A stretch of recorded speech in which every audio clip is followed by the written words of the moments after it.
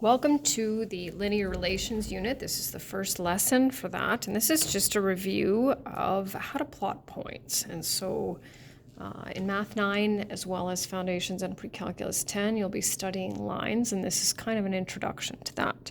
So we're just going to go over some vocabulary, which might be a review and it might be new. So everything you can see here is what's called a Cartesian plane, and it was named after a mathematician, French mathematician. So that's where the name came from. And so it is divided into, well, you can see here we have what's called a horizontal axis, and one of the names that we use for that is the x-axis. I'm going to use a couple of different colors because I'm going to be writing quite a bit on here. So horizontal axis, or the x-axis, and the vertical axis is known as the y-axis.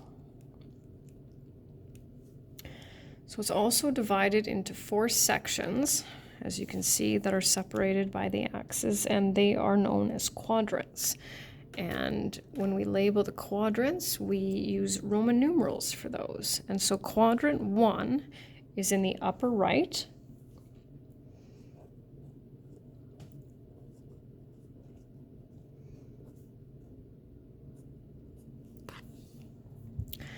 And then we actually move counterclockwise for the quadrants. And so quadrant 2 is over to our left.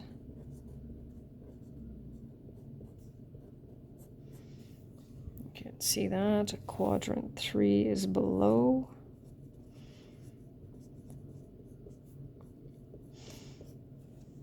And quadrant 4 is here. And we're just going to look at the coordinates of ordered pairs as well. And so when we plot points, and that's how we graph a line, and we're going to do that as well. So I'm just going to slide over here.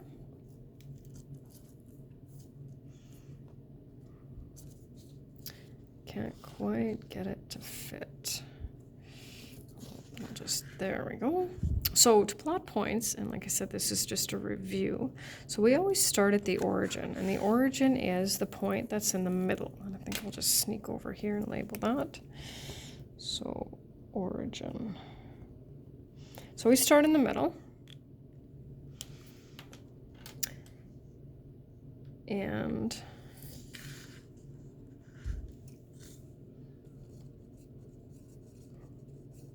then what we do is we look at our ordered pair. So this is called an ordered pair. And I think what I'll do is I'll just do it for the origin here. Right? So the whole thing is called an ordered pair.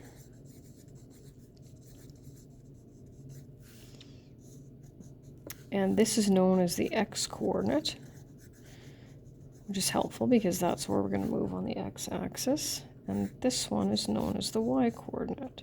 So we have to make sure that we don't mix up x and y coordinate with x and y axis. So we'll start at the origin, and then what we'll do is we look at the x-coordinate, and we move to the right if it is positive. And this is just number lines, right? Except we have a horizontal number line and a vertical number line. Or we'll move to the left if it's a negative number. Okay. And I'll slide back over, and then we'll do these, and I'll just read them out loud. So then once we've moved over, so we'll move 4 places to the right, and then we look at the y-coordinate. We move up if it's positive, and down if it is negative.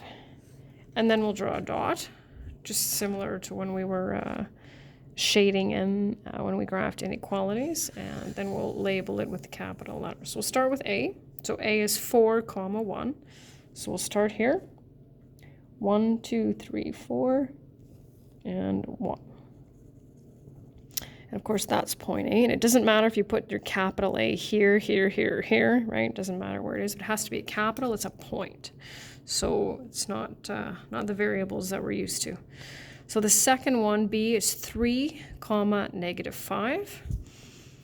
Okay, so we'll go 1, 2, 3, 1, 2, 3, 4, 5.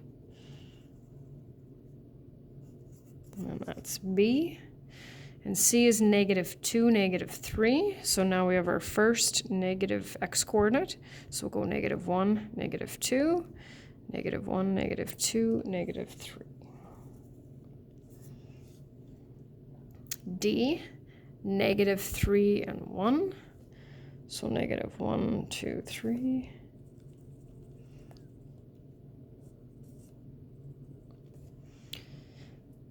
E is 0 and 5. So because that first number is 0, that means we're not going to move it all on the x-axis. We're just going to stay right on the origin.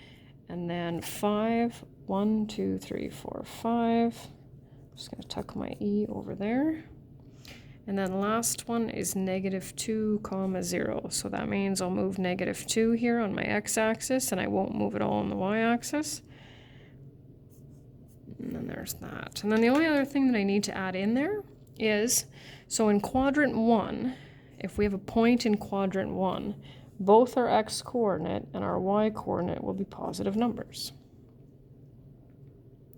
In quadrant 2, in order to have a point in quadrant 2, our x-coordinate has to be negative, but our y-coordinate has to be positive.